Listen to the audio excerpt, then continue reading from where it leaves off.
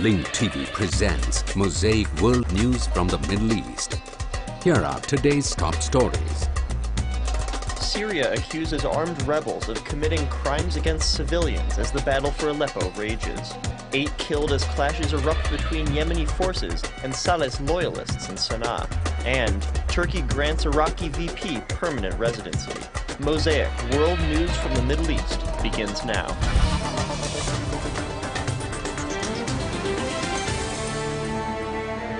The Syrian Observatory for Human Rights reported that 40 members of the Syrian regime's armed forces were killed in clashes at a police station in the city of Aleppo. The Syrian Revolution's General Commission said violent clashes are ongoing between the forces of the regime's army and the Free Syrian Army in Aleppo. Our BBC correspondent said that armed opposition fighters confirmed that reports of the regime forces' advance into the Saleh neighborhood are untrue. Meanwhile, the residents of the city continue to be displaced and head toward the Turkish territories.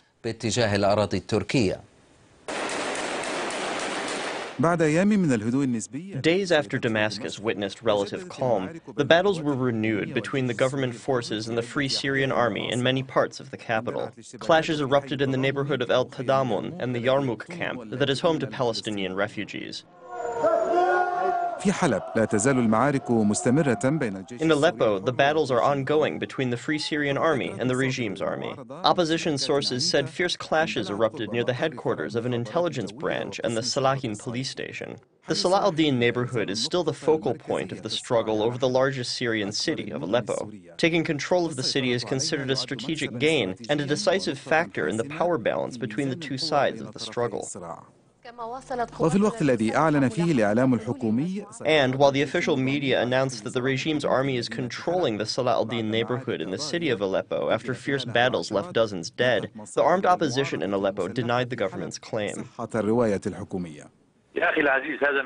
My dear brother, this lying regime, this lying media, I dare the regime to have entered a single meter into the Salah ad-Din neighborhood. This lying regime, it's the opposite. We're the ones who are fighting against this regime. It has 4 buildings by al-Hamdaniyah. Yes, yesterday we attacked them and liberated one of the buildings. The criminal regime's forces are deployed in al-Hamdaniyah neighborhood and on the pedestrian side of Ramusi Bridge. They shelled these neighborhoods with planes and tanks, and still they can't advance a single meter into these neighborhoods. Today, this morning, the Salahim division was liberated, and all those inside were killed, including the head of the division, Brigadier General Ali. After the Free Syrian Army took control of the strategic Adnan checkpoint, only a few kilometers away from the city of Aleppo, the road to Turkey is now able to receive additional support. This video posted by activists online shows the aftermath of the shelling of the old city of Homs. And despite the deteriorating security conditions, videos were posted on the Syrian Revolution's websites showing protesters in a number of Syrian cities cheering the Free Army and condemning the shelling of Damascus and Aleppo by the regime. Protests were also held in Douma and Harasta and the neighborhood of al-Muhajirin and Kabar Atka in Damascus.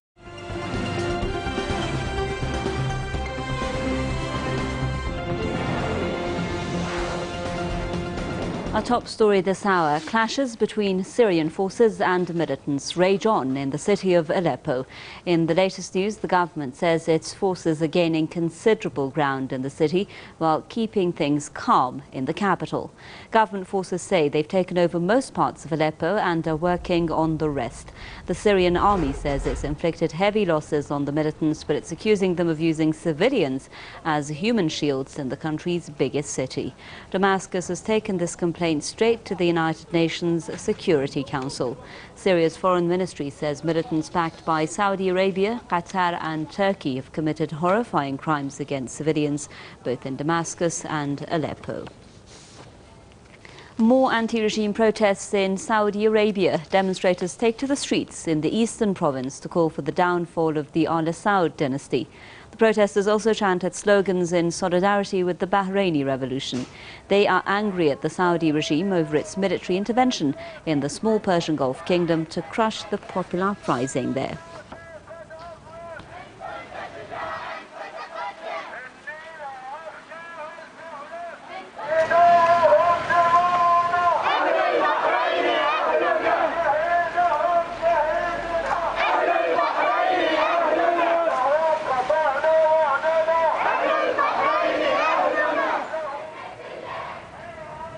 The anti-regime protests in Saudi Arabia come even though authorities have strictly banned any such gatherings.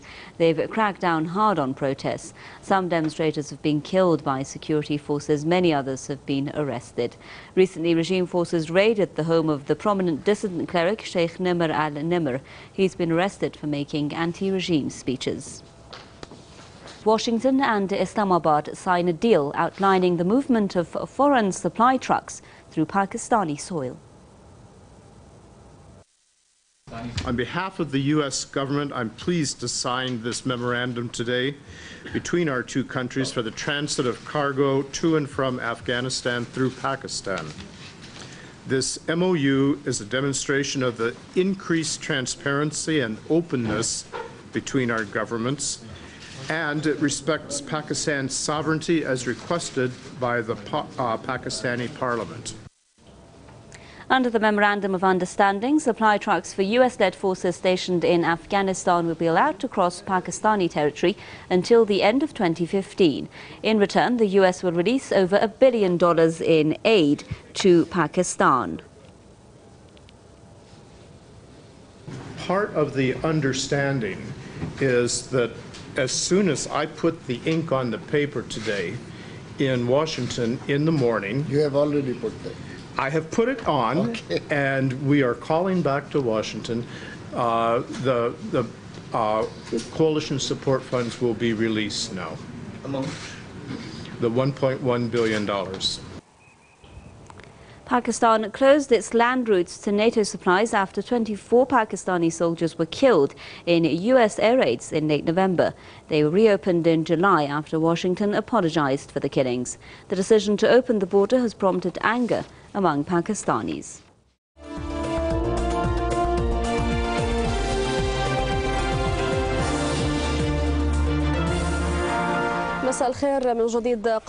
U.S. Defense Secretary Leon Panetta made a short stop in Cairo for several hours following his visit to Tunisia. Panetta discussed with Egyptian President Mohamed Morsi and the head of the Supreme Council of the Armed Forces, Field Marshal Mohammed Hossein Tantawi, the democratic changes in Egypt, and affirmed the U.S.'s support for reforms in the country. Panetta will leave Egypt to the occupied territories as part of his regional tour. By virtue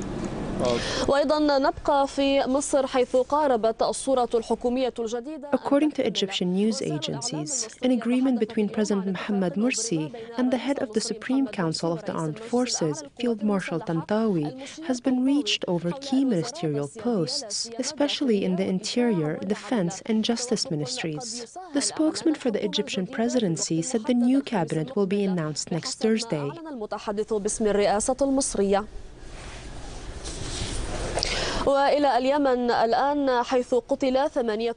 In Yemen, 8 people were killed in armed clashes around the headquarters of the Interior Ministry in the capital Sanaa. The clashes erupted between the ministry's security guards and gunmen dressed in police uniforms demanding compensation. Eyewitnesses said the sound of gunfire echoed across the capital. An Interior Ministry source accused the sacked police chief, Brigadier General Muhammad Abdullah al-Qawsi, of being behind the clashes for inciting the protesters. Joining us via phone is our correspondent in Sanaa, Abdulrahman al-Shimari.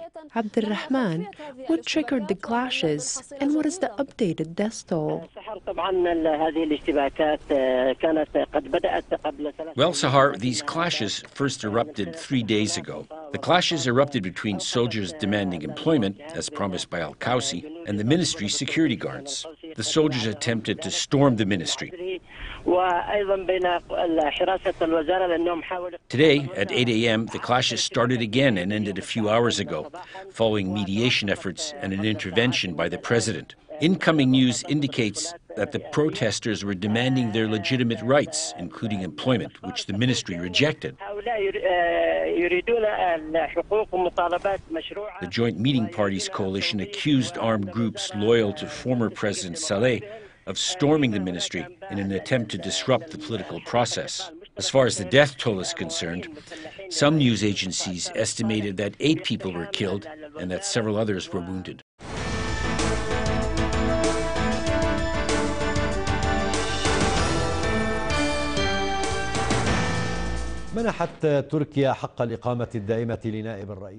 Turkey has granted Iraqi Vice President Tariq al-Hashemi permanent residency. Al-Hashemi is wanted for his involvement in killings and terrorism in his country. And with that, Turkey has ignored the arrest warrant issued by Interpol for al-Hashemi, who has been in Istanbul for 3 months. It also ignored the Iraqi authorities' request to send him back. After Syria,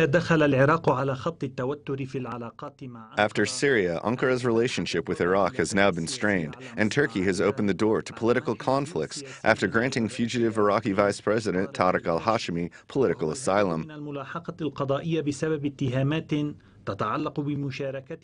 Al-Hashemi is accused of participating in terrorist acts in his country.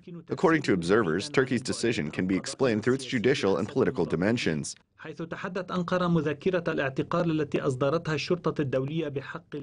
Ankara challenged the arrest warrant issued by Interpol for al-Hashemi, who has been in Istanbul for 3 months, and ignored Baghdad's demand to hand him over so he can be tried.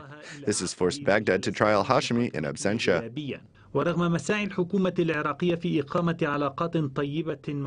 And despite the Iraqi government's attempts to establish good relations with its northern neighbor, with the aim of positively influencing the internal and regional fronts, it seems that Nouri al-Maliki's visits to Ankara did not succeed in convincing Iraq's northern neighbor to stop interfering in its affairs.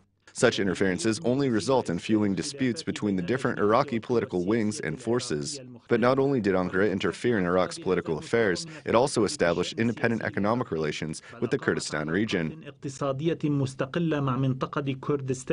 Ankara proposed separate oil deals with Erbil, completely disregarding Baghdad's stance on the issue.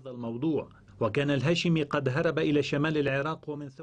had fled to northern Iraq and then visited Qatar and Saudi Arabia. He later sought refuge in Turkey after Iraqi television stations broadcast confessions by employees at his office and his guards speaking about his involvement in dozens of terrorist operations in his country, which claimed the lives of hundreds of Iraqi police members and civilians in Baghdad and other areas. وفي العراق قتل ما لا يقل عن 12 شخصا وأصيب نحو 30 آخرين. Also in Iraq, at least 12 people were killed and nearly 30 others were injured after 2 booby-trapped vehicles exploded in the area of al-Qarada in central Baghdad. تصاعد من مكان الانفجارين اللذين لم تفصل بينهما سوى دقائق. Witnesses said that black smoke rose from the site of both explosions that were only minutes apart. One of the explosions took place on a busy intersection in the area of al-Qarada. The explosions come after a series of attacks in Baghdad and other areas of the country last week that resulted in the deaths of over 100 people and was part of an orchestrated plan to escalate the acts of violence.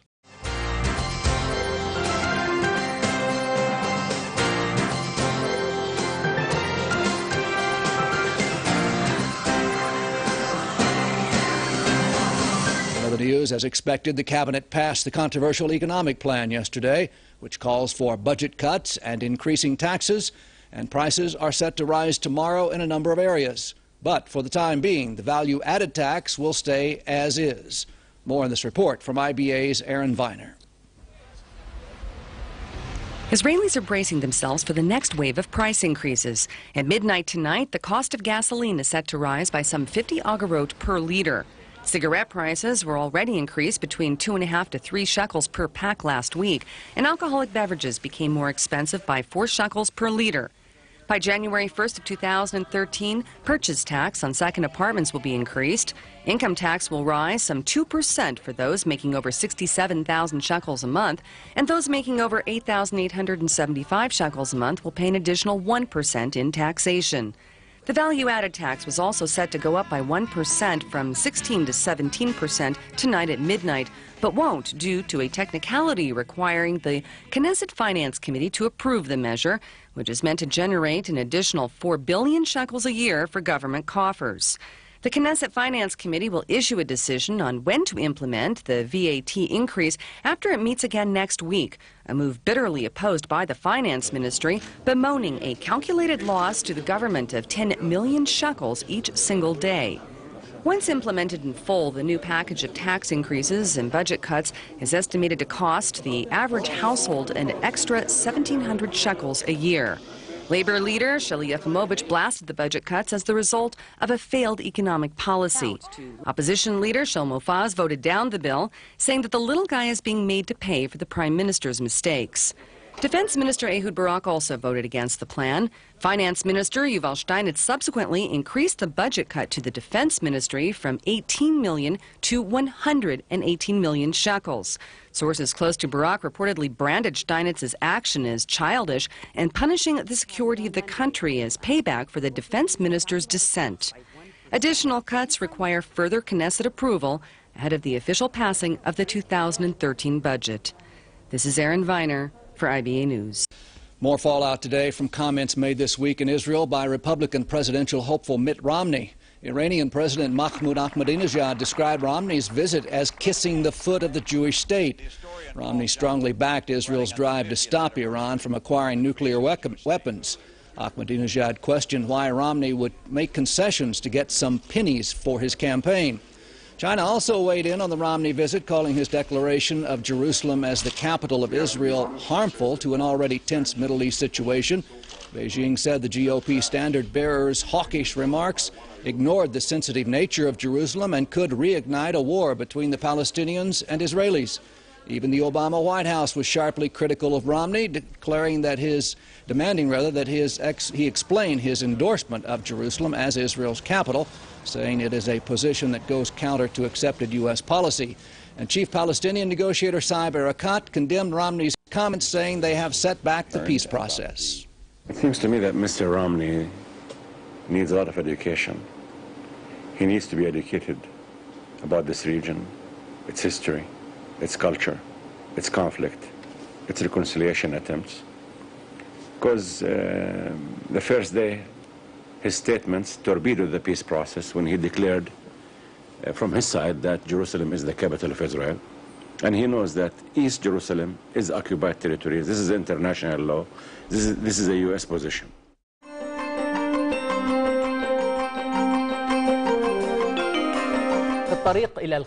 The trial of those accused of assassinating martyred Lebanese Prime Minister Rafik al-Hariri and his colleagues is scheduled for March 25, 2013. The Special Tribunal for Lebanon announced that it has the jurisdiction to review the case of Prime Minister al-Hariri, his colleagues, and all related cases. غرفة الدرجة الأولى اختصاص المحكمة الدولية الخاصة بلبنان وردت كل دفوع محامي الدفاع. The trial chamber by the UN-backed Special Tribunal for Lebanon has dismissed motions by defense lawyers alleging that the court was established illegally, violates Lebanese sovereignty, has selective jurisdiction, and does not guarantee the accused the right to a fair trial. The trial chamber announced that it is tasked with reviewing the case of martyred Prime Minister Rafik al-Hariri, his colleagues, and all related cases. The court's decision can be appealed. The court found that the Lebanese government had never claimed that its sovereignty had been violated by the tribunal. The trial chamber also said that it has no power to review the decisions of the Security Council, including its decision to establish this tribunal under Chapter 7 of the UN Charter. So what does this mean?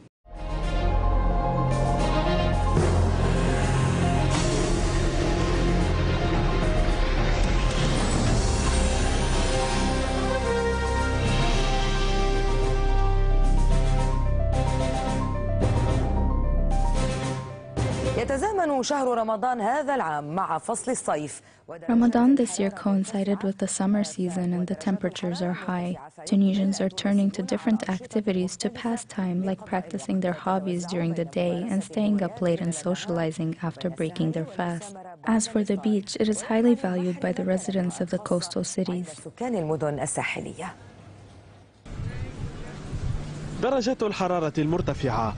Fasting has added an additional burden to the rising temperature, so most people have been looking for an outlet to pass their time and overcome hunger and thirst. These people find shade at the beach, hoping it would quench their thirst and help them wait until it's time to break their fast.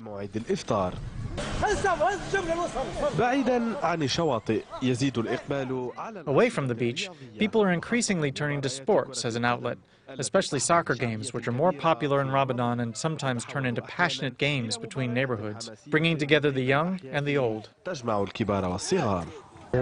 Fasting during Ramadan may affect blood sugar levels due to the change in eating habits. We come here to play sports so that we can improve our health. And while some lean towards activities that require physical efforts and could cause people who are fasting to become thirstier, others choose calm and relaxation. And these people are testing their luck and are spending long hours with the hope of breaking their fast with an abundant catch. If you don't have anything to do, go for a walk, or go fishing, or enjoy nature. It's time to clear your mind. It's mental relaxation.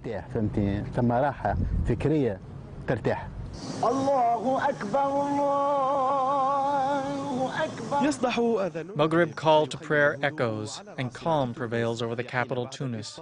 And after breaking fast, it is time to feed the soul and nourish the heart. People line up at mosques, praying for mercy and forgiveness, and perform Tarawiyah prayers.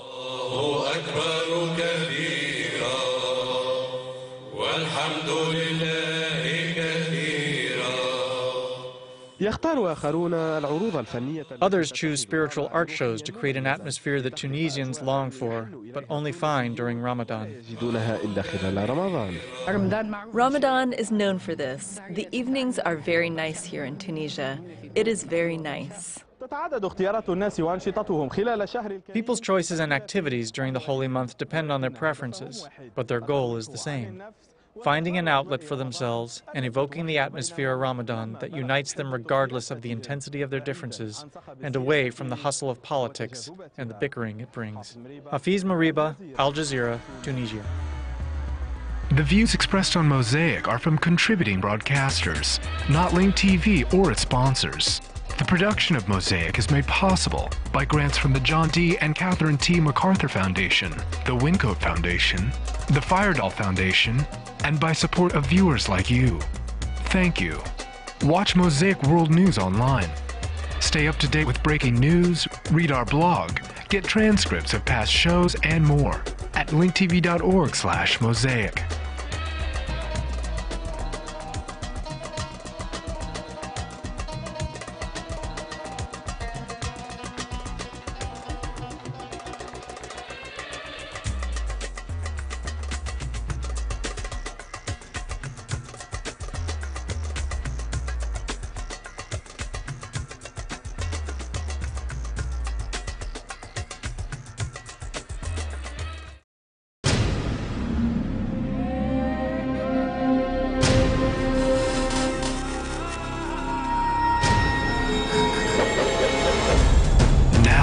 Airwaves, a global channel of uncompromising stories, world news, documentaries, entertainment, and culture. Link TV, connecting you to the world. For more information, visit linktv.org.